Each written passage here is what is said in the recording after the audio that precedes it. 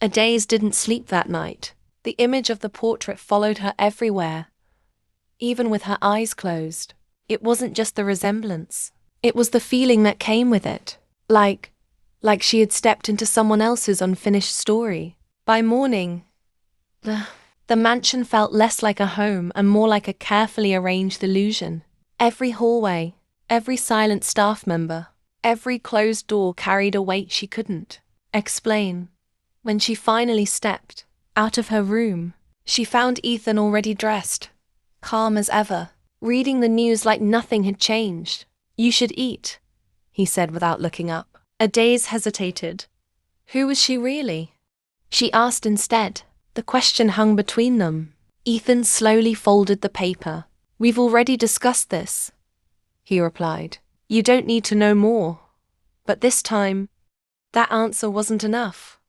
"I think I do," Adaeze said, her voice steadier than she felt. Ethan's eyes lifted to meet hers, and for a moment, something unreadable flickered there.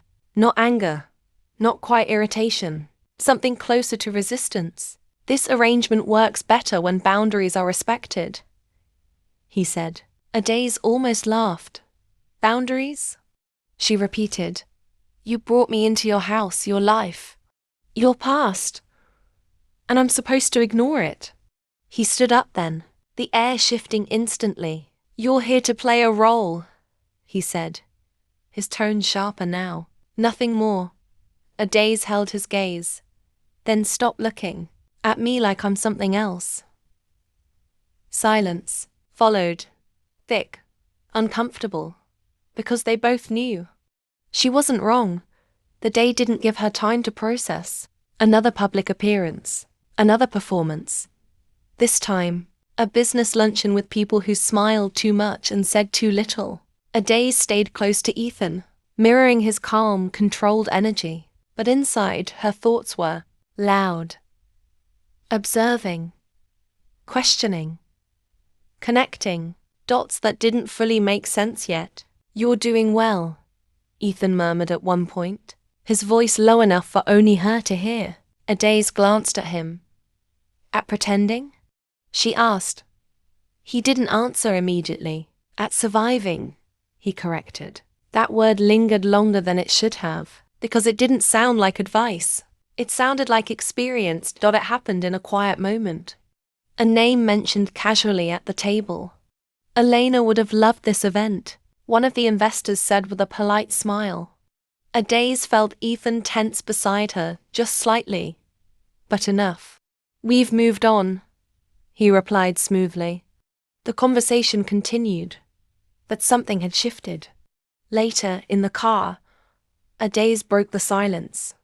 "They still talk about her like she's present," she said. Ethan stared ahead. "People hold on to what they don't understand," he replied. Adaeze frowned. "Or what they don't believe," she added. This time he looked at her. Really looked. And for the first time, there was something almost like warning in his eyes. Back at the mansion, curiosity got the better of her. Adaeze knew she shouldn't, but she did it anyway. She went back to the hallway, back to the portrait. Standing in front of it now felt different. Less shocking, more unsettling. "She was stronger than you think," a voice said behind her.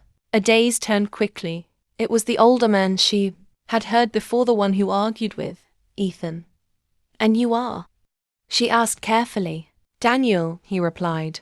"I've known Ethan longer than most." Adaeze studied him. "Then you know why I'm here." Daniel's expression darkened slightly. "Yes," he said. "And if I were you, I'd start asking the right questions before it's too late." "What does that mean?" Adaeze asked, her voice low. Daniel hesitated, like he was choosing his words carefully. "It means things aren't always what they look like in this house," he said. "And sometimes the past doesn't stay buried." Adaeze's chest tightened. "You're saying she didn't just die in an accident?" Before he could answer, Ethan's voice cut through the air. "That's enough." Both of them turned. He stood at the end of the hallway, His expression unreadable, but his presence alone shifted everything. "Daniel," he said calmly, "leave us." The older man didn't argue. He simply looked at Adaeze one last time, then walked away. The silence that followed felt heavier than any argument.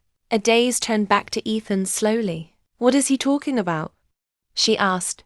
Ethan didn't answer immediately. Instead, he walked past her, stopping briefly in front of the portrait. "I told you not to ask questions," he said quietly. Adaeze shook her head. "No, you told me I didn't need answers." Her voice softened, but didn't lose its edge. "There's a difference." He turned to face her then, and this time, there was no distance in his eyes, just something raw, something close to breaking. "You don't understand what you're stepping into," Ethan said. Adaeze stepped closer, her voice steady. "Then explain it." The tension between them felt different now, less controlled, more real. Dangerous. For a moment, it looked like he might actually tell her the truth. But then just as quickly he pulled back. "It doesn't change anything," he said. "This is still just a contract." Adaeze let out a quiet breath. "That's the problem," she replied. "It stopped feeling like that a long time ago." That night, Adaeze couldn't shake the feeling that she was being watched. Not physically, but something deeper. Like she had stepped into a story that wasn't finished yet. One that didn't want her there. She stood by the window, staring out at the city lights, when her phone buzzed. Unknown number. She hesitated, then answered. "Leave," a voice said. Her heart skipped. "Who is this?"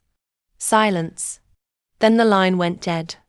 Adaeze stared at her phone, her pulse quickening. This wasn't just strange anymore. It was dangerous. And for the first time since she signed the contract, she felt fear. Real fear. But instead of running, she did something unexpected. She stayed. Someone is watching. Someone knows the truth. But the real question is Elena really gone? If you were Adaeze, would you leave now or stay and uncover the truth? Subscribe to Renoma Chronicles for episode 3.